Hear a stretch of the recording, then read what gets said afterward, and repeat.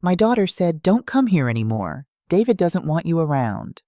I stood there on her doorstep holding the lasagna I'd spent 3 hours making her childhood favorite and watched the door close in my face. Just like that. 27 years of motherhood erased in a single sentence. I'm glad you're here with me today. Before I tell you what happened next, please hit that like button and let me know in the comments which state you're watching from. I want to see how far this story travels, because what I'm about to share might save someone out there from making the same mistake I did. My name is Natalie. I'm 58 years old, and for the past 30 years I've been an ER nurse in a mid-sized hospital outside Philadelphia. I've held the hands of dying patients. I've delivered babies in the back of ambulances. I've survived the AIDS crisis hospital budget cuts and more double shifts than I can count. But nothing, absolutely nothing, prepared me for what my own daughter was about to do to me. Let me take you back to the beginning. I raised Ashley alone. Her father, my husband Michael, died of a heart attack when she was 7 years old. One minute he was mowing the lawn on a Saturday morning. The next he was gone. Just like that. So it was just me and Ashley. I worked morning shifts at the hospital, picked her up from school, helped with homework, made dinner, tucked her in, and did it all over again the next day. I never remarried. Dating seemed impossible when you're working 50-hour weeks and raising a child. Besides, Ashley was enough. She was my whole world. She was a good kid. Not perfect, what kid is, but good. She got decent grades, had friends, played soccer. When she graduated high school and went to community college, I was so proud. When she got her associate's degree in business administration, I cried at the ceremony. Then she met David. He seemed nice enough at first. Steady job as a sales manager at a tech company. Clean cut, polite. He called me ma'am and held doors open. When they got engaged after dating for 2 years, I was happy for her. Truly I was. The wedding was small, just immediate family and close friends. I paid for most of it. Ashley didn't ask, I offered.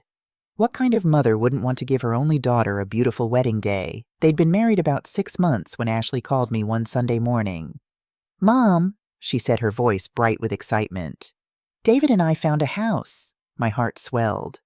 "That's wonderful, honey. It's a 3-bedroom colonial in Maple Ridge. Great neighborhood, good schools for when we have kids." "But Mom," her voice shifted, became softer, more careful. "Our credit isn't quite strong enough for the mortgage we need. The loan officer said if we had a co-signer with good credit, we'd qualify." I should have seen it then. The careful tone. The way she'd already laid the groundwork. Great neighborhood, good schools for when we have kids. But I didn't. "What do you need from me?" I asked. "Would you co-sign for us?" "It's just a formality, Mom. The payment is $2,800 a month and we can definitely handle that. David makes good money. I'm working part-time. We've got this. You wouldn't actually have to pay anything. Your name would just be on the paperwork."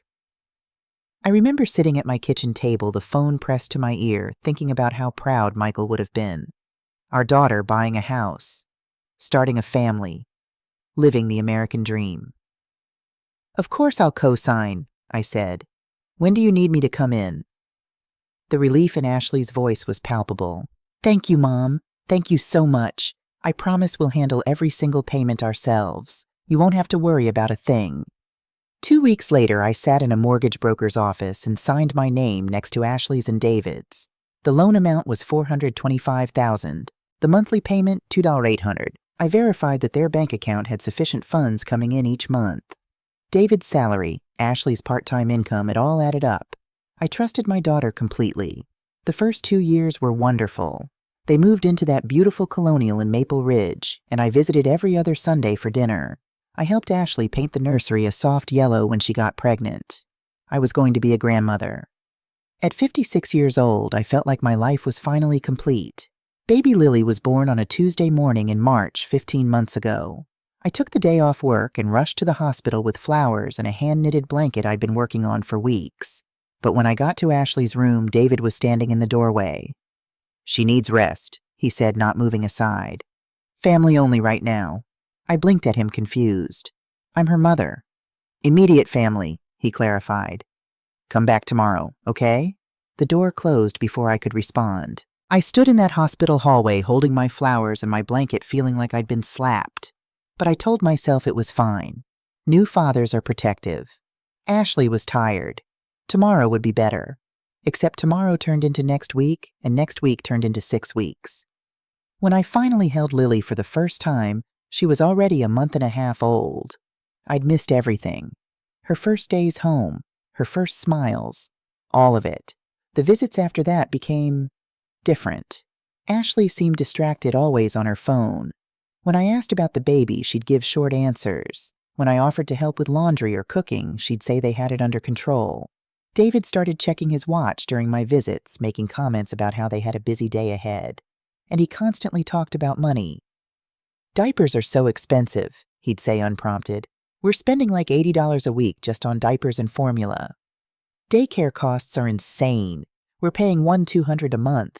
Being a parent is so much harder financially than we thought." I'd nod sympathetically, but inside I was confused. Why was he telling me this? They were the ones who wanted the house, the baby, the lifestyle. I'd already helped by co-signing the mortgage. What more did he expect? About 3 months ago, something shifted. Ashley's texts became shorter, colder. Our Sunday dinners went from every other week to once a month, then stopped altogether. When I called to check in, she sounded annoyed. "Mom, I'm busy. Can I call you back?" She never did. 2 weeks ago, I showed up unannounced on a Wednesday afternoon. I know you're not supposed to drop by without calling, but I was worried. I hadn't seen my daughter or granddaughter in almost a month. Ashley opened the door, and I could see David standing behind her in the living room. "Mom, what are you doing here?" "I wanted to see you," I said. "I brought some groceries. I thought I could make dinner." "We're fine, Mom. We don't need you to make dinner." The way she said it, "We don't need you," stung more than I wanted to admit. "Are you two okay financially?" I asked, trying to keep my voice casual. "I've noticed you seem stressed." Ashley's face hardened. "We're fine. Why would you ask that? Are you checking up on us?" "No, honey, we're handling the mortgage, Mom. Everything's under control." The way she snapped at me, then immediately softened her tone, felt rehearsed. "Wrong. I'm an ER nurse. I've spent 3 decades reading people watching for the tells that someone's in pain or hiding something. And my daughter was definitely hiding something. But I didn't push it. I just nodded, handed her the groceries, and left. That was 2 weeks ago. Last Tuesday, I made her lasagna. I know I probably shouldn't have shown up uninvited again, but I couldn't shake the feeling that something was wrong. Call it mother's intuition. I knocked on their door at 6 o'clock, the lasagna dish warm in my hands. David answered. His face was dark, closed off. "Natalie," he said. Not Mom or "Hey, Natalie," just my name, flat and cold. "Hi, David. I made Ashley's favorite. We need to talk." Ashley appeared behind him, Lily crying in her arms. My daughter wouldn't look at me. "Mom," she said quietly, still looking at the floor. "Don't come here anymore." The world seemed to slow down. "What? David doesn't want you around. You're too controlling, always questioning our finances, our parenting. We're done." I stood there frozen, the oven mitts burning my hands through the hot dish. "Ashley, I'm your mother. I'm just trying to help." "Don't come back," she said, and her voice cracked like she was reading lines in a play she didn't want to perform. The door closed. I stood on that doorstep for 3 full minutes, staring at the Christmas wreath I'd helped her hang last December. Then I walked to my car, set the lasagna on the passenger seat, and drove home. My hands were shaking so badly I could barely hold the steering wheel. That night I couldn't sleep. I kept replaying the conversation. "You're too controlling. Don't come back." What had I done that was so terrible? Asking if they were okay financially, showing up with food, being a grandmother. At 3 in the morning, I gave up on sleep. I made coffee and opened my laptop at the kitchen table. I don't know what I was looking for exactly. Maybe an email from Ashley explaining. Maybe something to make sense of what had happened. Instead, I opened my bank account. I'd set up automatic payment monitoring years ago just to keep track of my finances. As a co-signer on Ashley and David's mortgage, I could see the payment history. I'd checked it occasionally over the past 5 years just to verify everything was going smoothly. I scrolled to the mortgage payment record. January paid. $2,800. February paid. $2,800. March paid. $2,800. Then April unpaid. May unpaid. June unpaid. My coffee cup stopped halfway to my mouth. 3 months. They hadn't made a mortgage payment in 3 months. I clicked frantically through the screens, my heart pounding.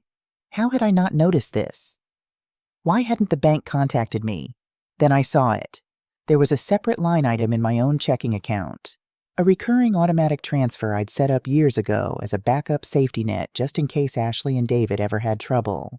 $2,800 going out on the 1st of every month directly to the mortgage company. April 1st, $2,800 transferred from my account. May 1st, $2,800 transferred from my account. June 1st, $2,800 transferred from my account. Oh my God, I'd been paying their mortgage for 3 months without even knowing it. The backup system I'd created thinking I was being a responsible co-signer, thinking it would never actually be needed, had hidden their theft from me. My hands started shaking again harder this time. I pulled up their bank account activity. I still had limited access from when I'd verified their income before co-signing. The deposits were all there. David's paychecks, Ashley's part-time income, money going in regular as clockwork. But the $2,800 mortgage payment, nothing going out to the bank. I calculated quickly. $2,800 times 3 months, $8,400. They'd pocketed $8,400, and I'd been paying their mortgage while they stole from me. I opened a new tab and checked my credit score. I had credit monitoring set up every nurse I know does after that hospital data breach a few years back. My score had dropped 89 points. 89 points. I clicked through to the report. There they were, late payment notices. 30 days overdue, 60 days overdue, 90 days overdue. All hitting my credit report like hammers. I checked my email, my hands now shaking so badly I could barely type. I went to my spam folder, and there they were. Automated warnings from the mortgage company. Payment overdue. 30 days urgent. Payment overdue. 60 days. Final notice. Payment overdue. 90 days. Foreclosure proceedings may begin. All sent to their address, not mine. All ignored. They'd been stealing from me. My daughter and her husband had been systematically stealing from me, destroying my credit, letting me pay their mortgage while they pocketed the money. And then they'd thrown me out. Not because I was controlling, not because I was questioning their finances, because I was getting too close to discovering the truth. Don't come back. They'd cut me off before I could find out what they'd done. I sat in my dark kitchen, the laptop screen illuminating my face, and felt something cold settle into my chest. Not grief, not shock. Clarity. I'd been a nurse through the AIDS crisis. I'd worked double shifts to keep the lights on when Ashley was little. I'd survived my husband's death and raised a child alone. I was not fragile. I opened my notebook, the one I keep for important things, and started writing. Facts. Co-signed mortgage, $425,000. Monthly payment, $2,800. Payments they missed 3 months, equals $8,400. Payments I made unknowingly, 3 months, equals $8,400. My credit score, damage dropped 89 points. Their bank account, money going in, not going out to mortgage. Foreclosure risk imminent. My legal responsibility. Total, if they continued missing payments, the bank would foreclose. They'd lose the house. But so would I. And I'd still owe the debt.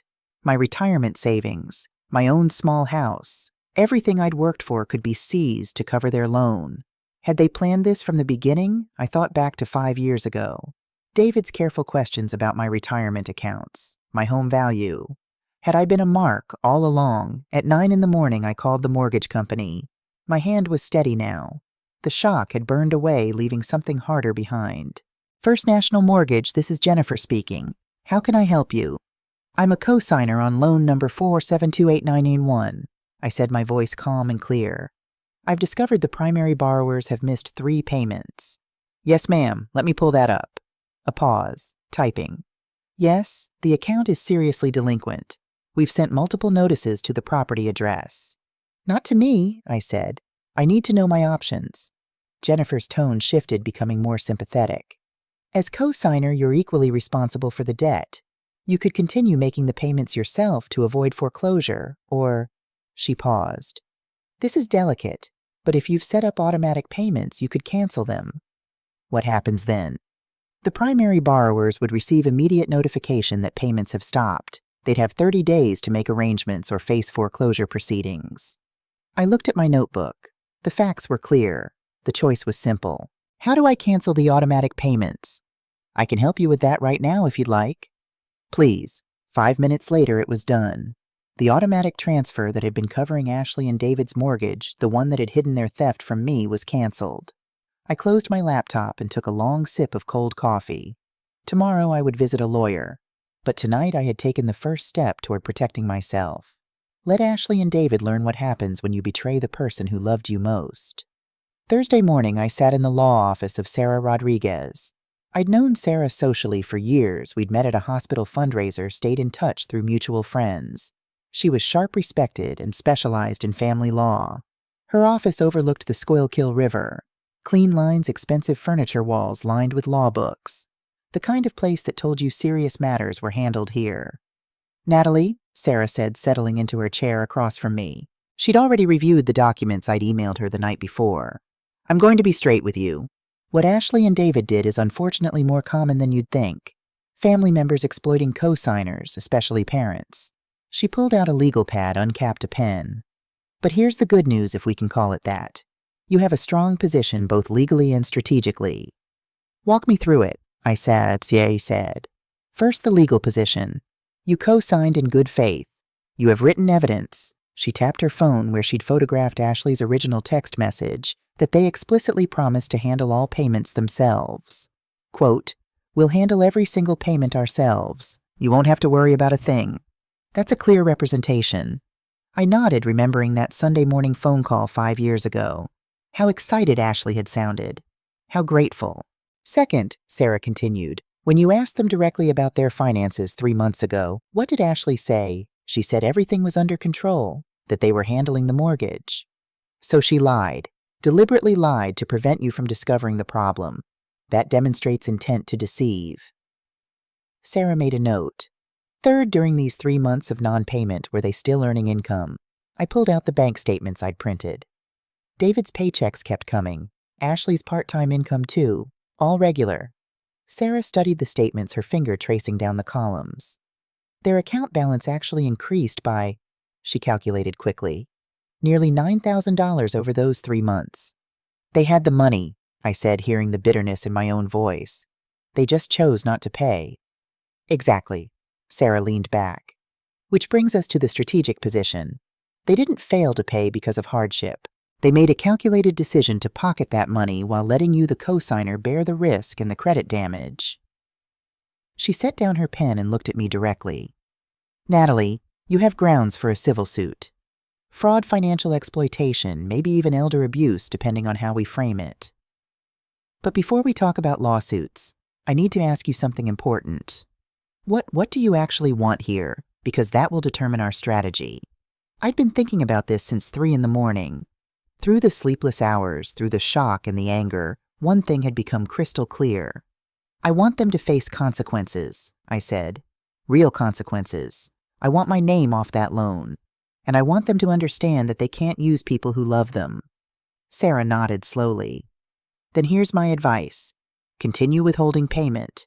The bank will contact them within days, probably already has. Let them panic. Let them scramble to figure out how to come up with 4 months of mortgage payments." $11,200, I said. I'd done the math so many times I had it memorized. "Right, $11,200, without your help. When they come to you and Natalie, they will come to you probably begging you'll have leverage." "Leverage for what?" "To negotiate your removal from the loan. To get repayment for the credit damage and the months you unknowingly covered. To ensure they can never financially exploit you again." She paused. "Or if you want to go nuclear, we can push for foreclosure and sue them for the full amount. But that would destroy them." "I don't want to destroy them," I said quietly. "I want them to grow up." Sarah's expression was sympathetic. "Sometimes, Natalie, those amount to the same thing." I left her office with a folder full of documents and a clear strategy. But as I drove home, my phone rang. "Ashley." I let it go to voicemail. 2 minutes later, it rang again. Then a text. "Mom, we need to talk. Call me." Another text. "Mom, there's an issue with the mortgage company. Can you call me right now?" I pulled into a grocery store parking lot and stared at my phone. Part of me, the mother who'd rocked her to sleep as a baby, who'd nursed her through chicken pox, who'd taught her to ride a bike, wanted to call immediately. To fix the problem. To make everything okay. But another part of me, harder and colder, recognized this for what it was. The first move in their manipulation game. They didn't want to talk. They wanted to control the narrative, to spin some excuse, to make me feel guilty for causing problems. I took a screenshot of Ashley's texts and sent them to Sarah. Her reply came within minutes. Don't respond yet. Let them sit with the anxiety. They need to understand the gravity of what they've done. I turned off my phone and went into the grocery store. I bought ingredients for pot roast, the kind I used to make every Sunday when Ashley was growing up. I would eat alone tonight, but I would eat well. Let Ashley and David spend their evening frantically calling the mortgage company, checking their payment history, trying to understand how their carefully constructed deception had collapsed. I was done being their safety net. Friday evening, someone hammered on my front door. Not knocked. Hammered. I was in my living room reading a mystery novel with a cup of tea cooling on the side table when the violent sound shattered the peace.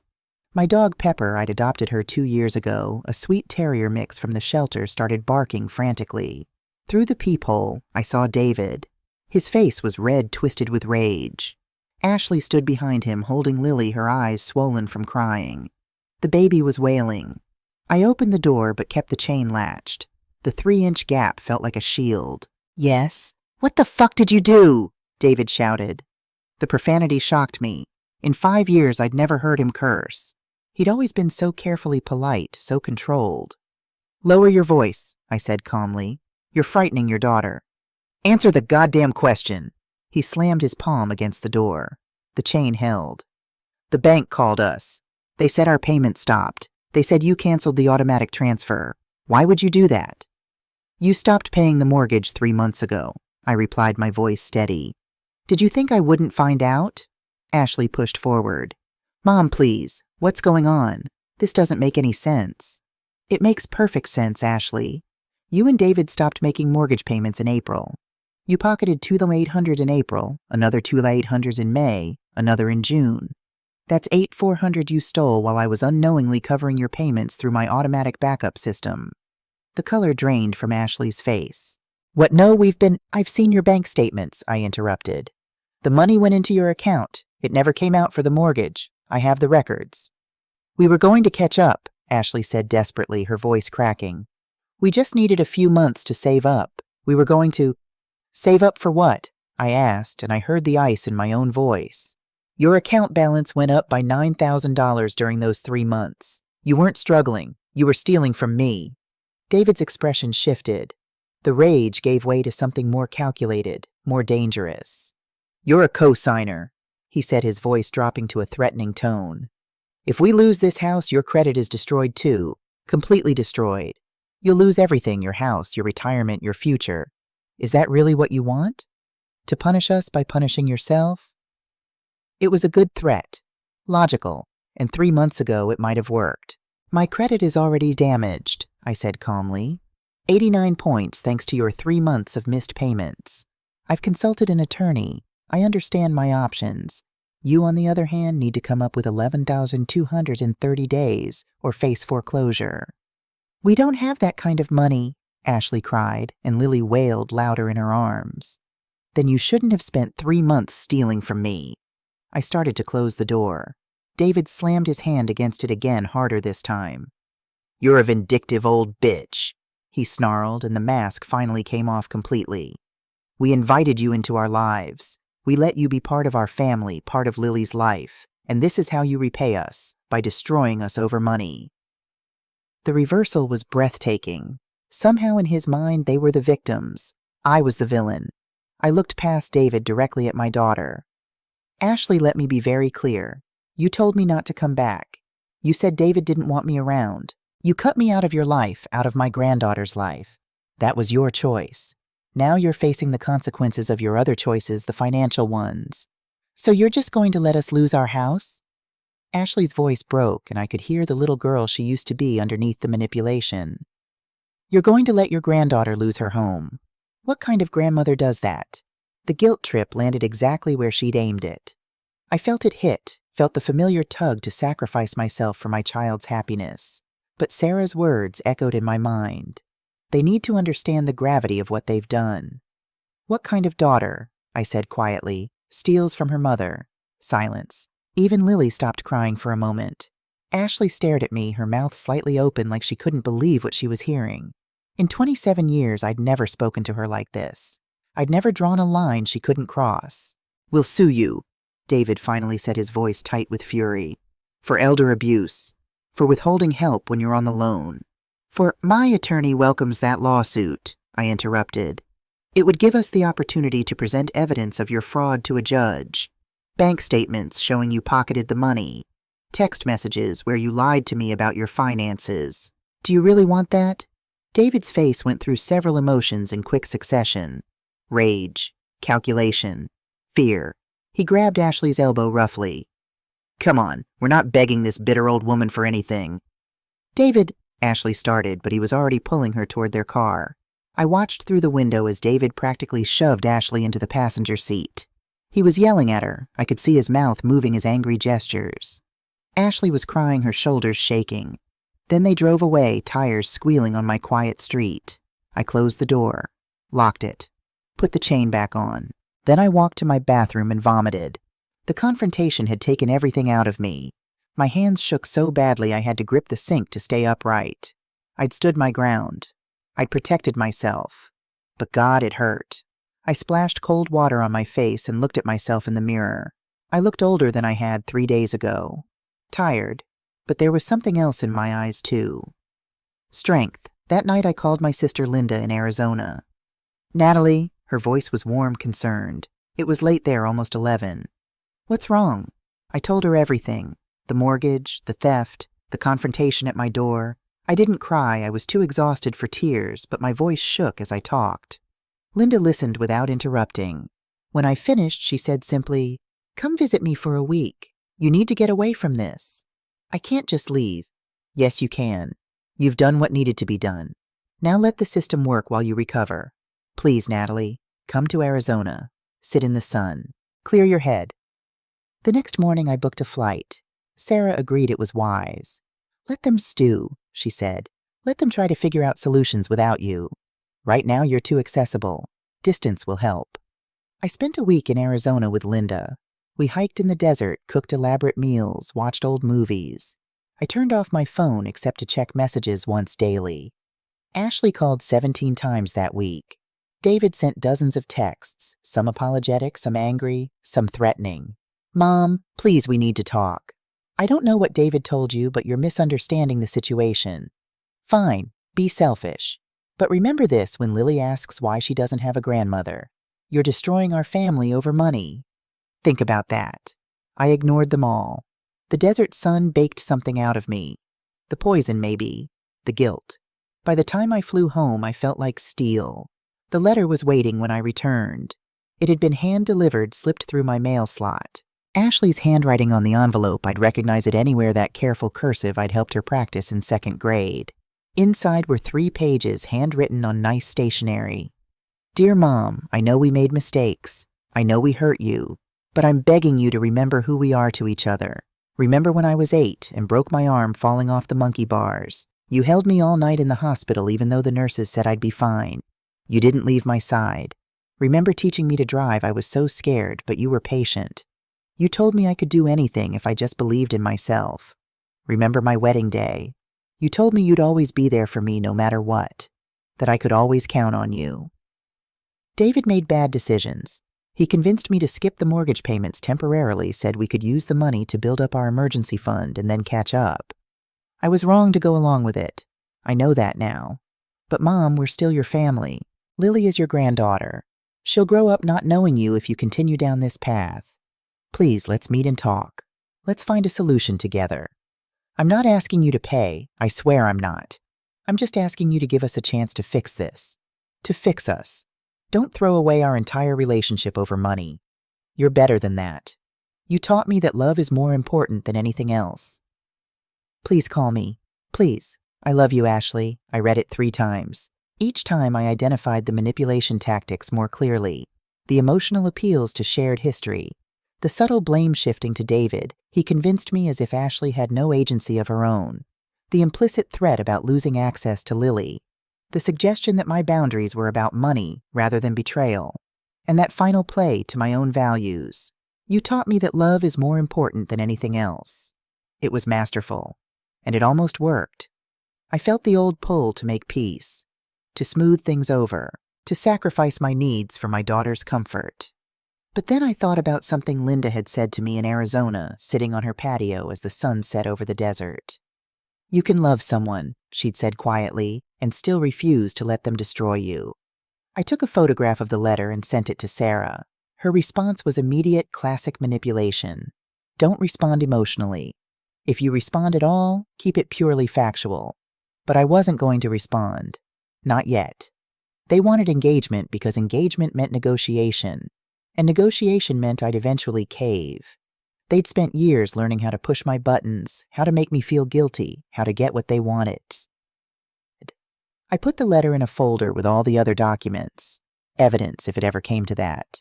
Instead of responding to Ashley, I went to my weekly church coffee group. I'd been a member of St. Catherine's for 15 years, but I'd missed the past few meetings during the crisis. When I walked in, several women immediately surrounded me.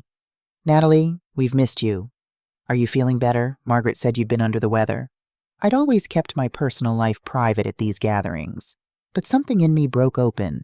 Maybe it was exhaustion. Maybe it was the need to stop carrying this alone. Over coffee and homemade cookies, I told them everything. The response stunned me. "My son did something similar," Patricia said quietly. She was in her 60s, a retired teacher.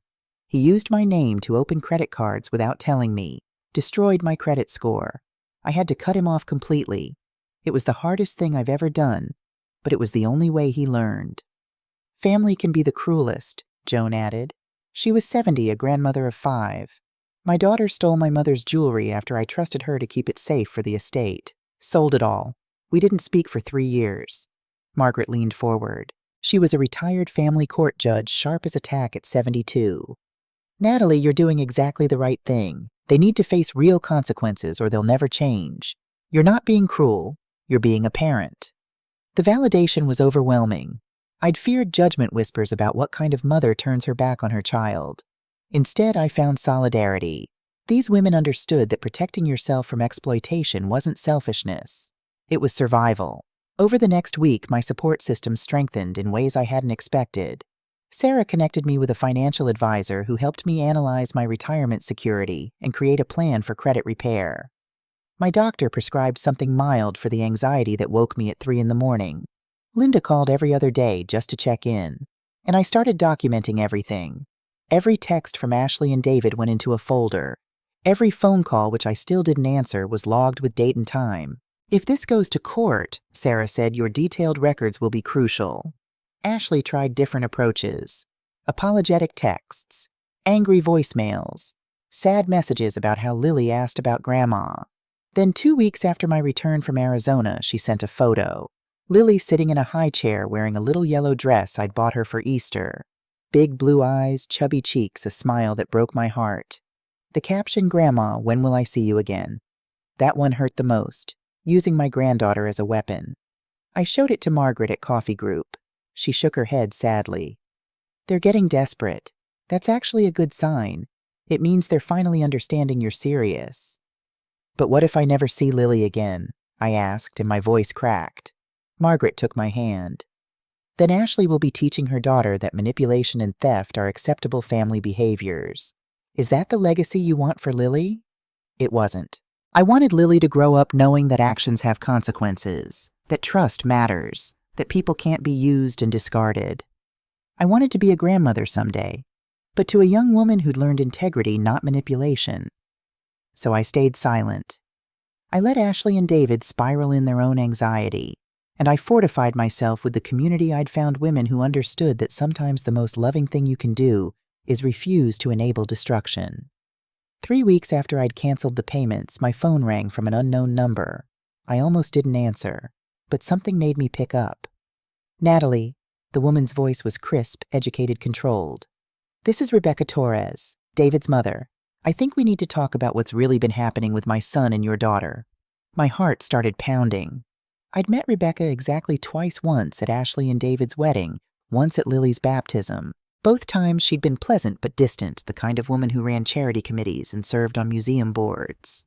"I'm listening," I said carefully. "We gave them $12,000 last week," Rebecca said without preamble, "to cover their mortgage arrears. David told us you'd had a mental health crisis, that you'd stopped paying out of spite due to dementia-related paranoia. The words hit me like a physical blow. That's a lie.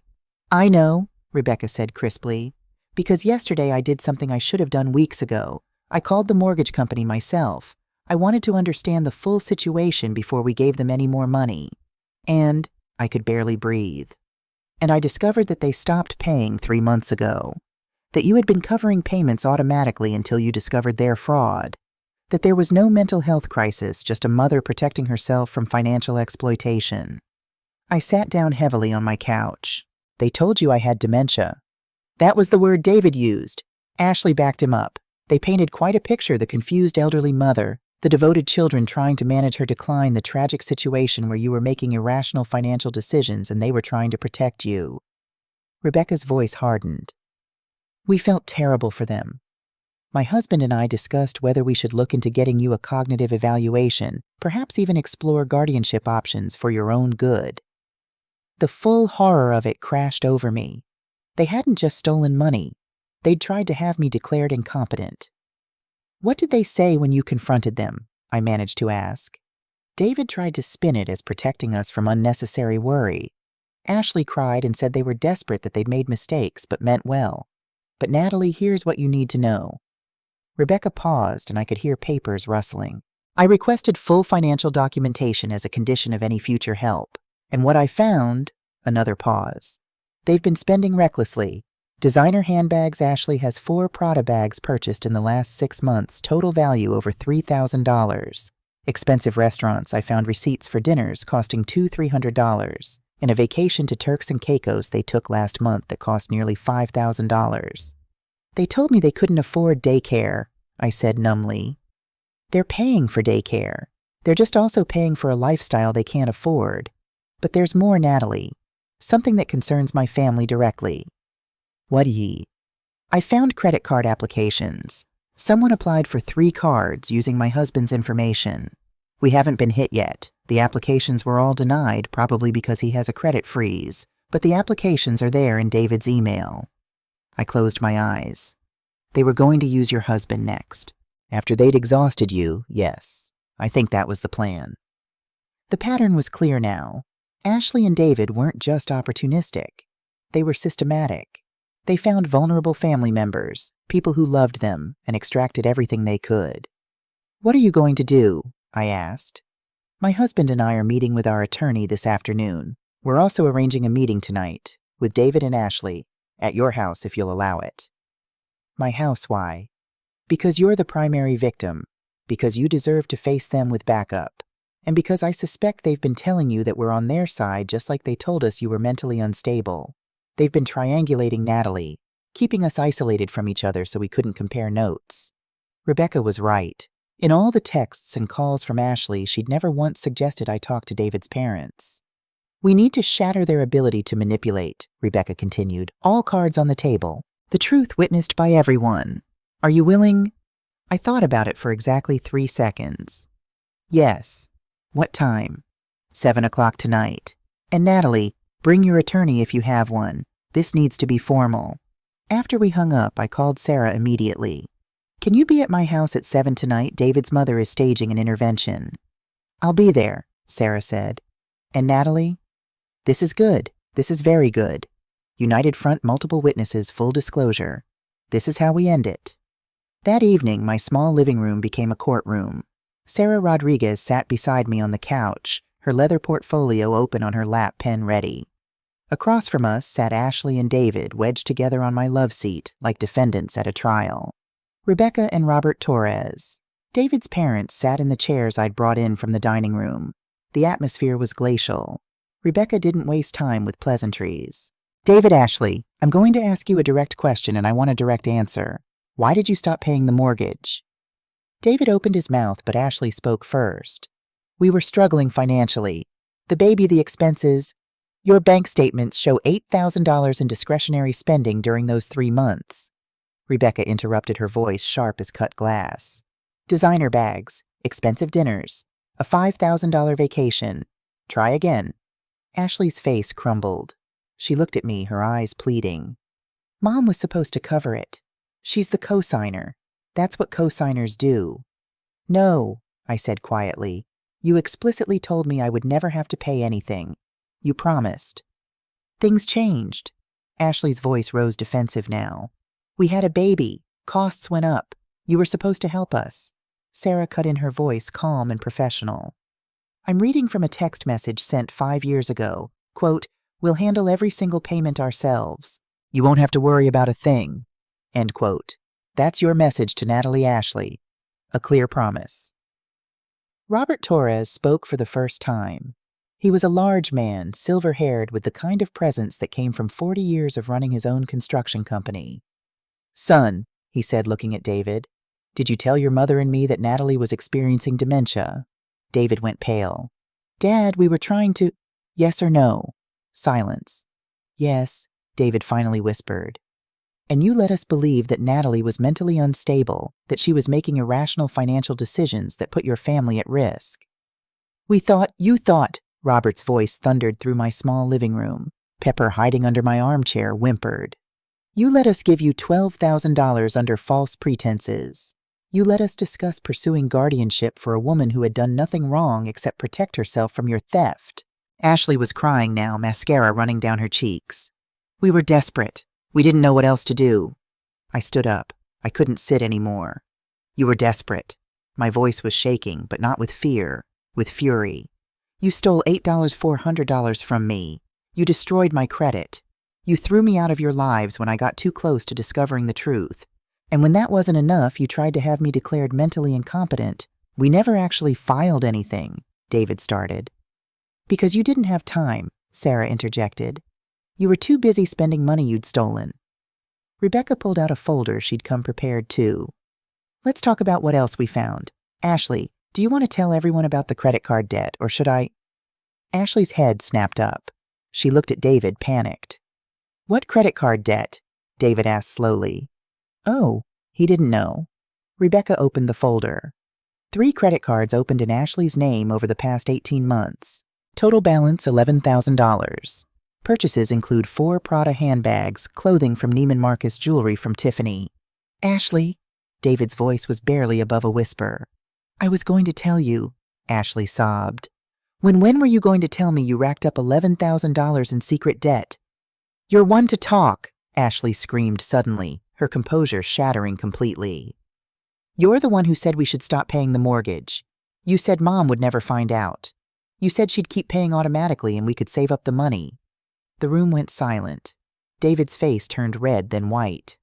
Ashley shut up, but she was past caring now. The dam had broken. You promised me this would work. You said your parents had money that we could tap them next if we needed to. You planned this whole thing. To cover for your shopping addiction, David shot back.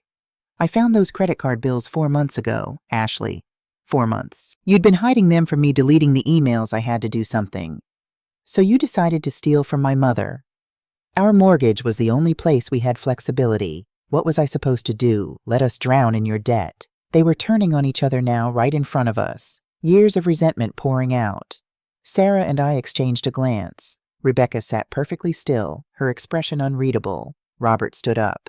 That's enough. Both of you. But Ashley wasn't done. She turned to me, her face twisted with anger and tears. You know what, Mom? You're not innocent in this either. You smothered me my entire life. Every decision I made, you were there, hovering, judging. I couldn't breathe without you asking me about it. So yeah, when David said we should cut you out, I agreed. Because I was tired of you controlling everything. The words should have hurt. Maybe they would later. But right now I just felt clarity. I never controlled you, Ashley. I loved you. I supported you. I co-signed a $425,000 loan for you. And you repaid me with theft and lies. Because you made me feel like I owed you everything. My entire life it was your father died. I sacrificed everything for you. I worked 2 jobs. I did work 2 jobs. To give you a home. To give you opportunities. To make me feel guilty. Ashley was on her feet now, screaming. Every single day of my life I felt guilty for existing, for costing you your career, your youth, your chances at happiness. So excuse me if I took some money that you owe me anyway. I don't owe you anything, I said, and my voice was cold, calm, final. I chose to be your mother. I chose to raise you. But that didn't give you the right to steal from me. That didn't give you permission to destroy my credit, lie to me, or try to have me declared incompetent. Rebecca stood. This is over. Ashley, David, here are your options. Option 1, you remove Natalie from the mortgage. You refinance in your names only. You pay her back the $8,400 plus $3,000 for credit repair. You submit to financial counseling, both of you. And until all of that is complete, you have no contact with Natalie. We can't refinance, David said dully. Our credit is destroyed. Our debt-to-income ratio is too high. Then option 2, Rebecca said coldly. You sell the house. Ashley made a sound like a wounded animal. We can't, Lily. Should have thought about Lily before you committed fraud, Robert said. Sarah closed her portfolio. My client is also filing a civil suit for the $8,400 plus damages. You'll receive the paperwork next week. You can't afford an attorney, Rebecca added. So I suggest you don't fight it. The judge will garnish David's wages until the debt is repaid. David's face was gray. How much per month? Probably around $300, Sarah said. For approximately 3 years. We all stood. The meeting was over. Ashley and David didn't move at first. They sat there on my love seat, shell-shocked. Their lies exposed their marriage cracking apart in real time. Finally, David stood. He didn't look at his parents, didn't look at me. Come on, Ashley. She followed him to the door, moving like a sleepwalker. At the threshold, she turned back, looked at me one last time. I hope you're happy, she said, her voice empty. You got what you wanted. You destroyed us. No, Ashley, I said quietly. You destroyed yourselves. I just stopped letting you destroy me too. The door closed behind them. The foreclosure process took 6 weeks. Ashley and David tried to refinance 3 times. Each application was denied. Their debt-to-income ratio was impossible, their credit scores too damaged by the missed payments and Ashley's secret credit cards. They had no choice but to sell. The house went on the market in February. It sold in March. A buyer's market meant they barely broke even after realtor fees, closing costs, and the mortgage balance. They moved into a 2-bedroom apartment across town. David's parents refused to help with the deposit. Sarah filed the civil suit as promised. Without an attorney, Ashley and David couldn't fight it. The judge ruled in my favor, $8,400 in stolen payments, plus $3,000 in credit repair costs, plus court fees. Total judgment, $12,100. Wage garnishment $300 per month from David's paycheck for 3 years and 4 months. David stood before the judge and pleaded, Your Honor, we have a child. That $300 is groceries. The judge looked at him over her reading glasses. You should have considered that before committing fraud against your mother-in-law, Mr. Torres. My name was removed from the mortgage when the house sold. The debt was cleared. My credit score began its slow recovery. I was free. I'm 60 now. I sold my old house last year. Too many memories, too much space for one person. And a terrier, and bought a sunny condo near the beach in Delaware. My mortgage is small. My savings, no longer drained by Ashley and David's schemes, have recovered. I even started traveling. 3 weeks in Italy last spring, walking the hills of Tuscany, eating pasta in Rome, learning terrible Italian from patient shopkeepers. I volunteer at the hospital 2 days a week, mentoring young nurses. I joined a book club. I took up watercolor painting. I'm terrible at it, but it makes me happy. Pepper and I walk on the beach every morning.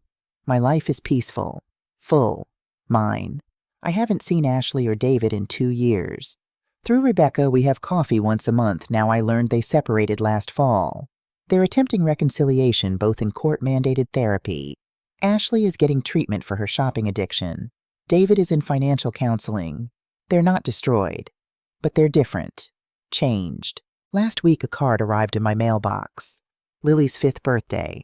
There was a photo. She's beautiful, all blonde curls and blue eyes. And a note from Ashley. Mom, she asks about you sometimes.